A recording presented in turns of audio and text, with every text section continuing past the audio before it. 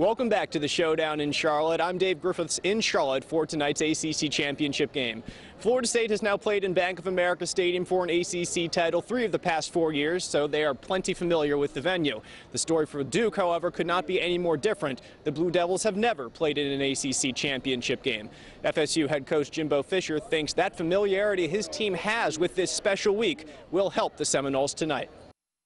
I hope it does. I hope we learn from all of our experiences of knowing how to handle it, what to expect, what you got going on up there, and you know, it's a one game deal. You have to go in there and play well and handle all the distractions and things of the media and just being away from home and those different things. To say 2013 has been a distraction-rich year for Florida State would be an understatement. A quarterback battle in fall camp, 2 college game day appearances, a budding superstar in Jameis Winston, his Heisman race, and sexual battery investigation. You say distractions, Jimbo Fisher says experiences. Hopefully some of the games we played in this year with a lot of the media hype that went into the game with game day and all that stuff will help us in that regard, and it'll pay off. I hope we learn from all of our experiences. Football field is a sanctuary to me, and it's like that for all of our teammates. I can feel it because when all of us on that field, everything's just zoned out, clear the mechanism, we focus, and we out there to get a victory. Winston and the Noles offense have worked wonders in that sanctuary all season long. They've scored 37 points or more in all 12 games. They've gained more than 500 yards in 8 of those games. As to how the Noles have kept so consistent, I hate to get repetitive, but apparently Jimbo Fisher doesn't. I think it goes back to that the experience we have first. And I think we have more ability to make plays in different ways. Being diverse and having those things that being able to do that gives you things to go to when other things don't work. Then you have playmakers all those different positions. Florida State, we don't got nothing to prove. We just got to keep getting better every single week. And I promise you, if we keep getting better and we do what we got to do, it's going to be hard to beat us. Winston would add Duke, unlike Florida State, has plenty to prove tonight. I said earlier the Blue Devils have never played in an ACC championship game before.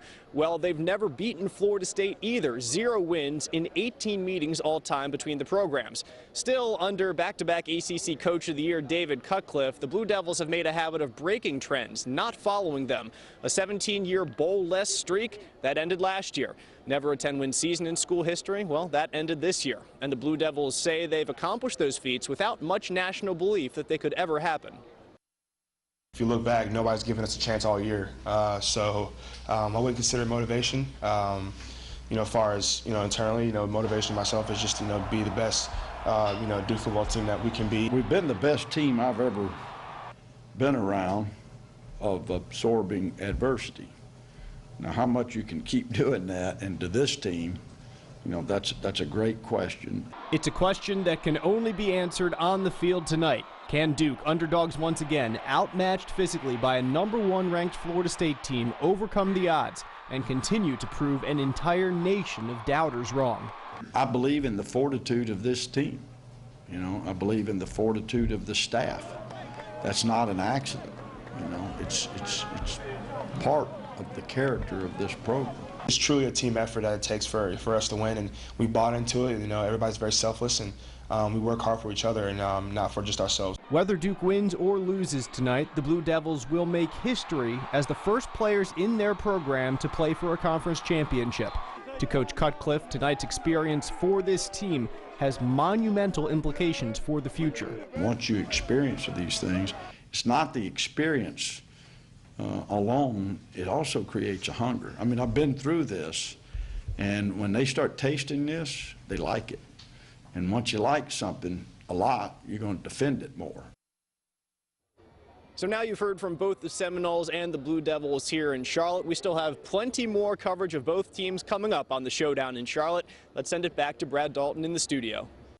Well, thanks a lot, Dave. We're going to have, of course, more from the crew up in Charlotte just a little bit later in our show.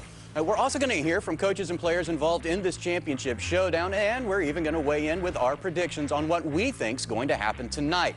And for Florida State athletics, this has already been a huge weekend.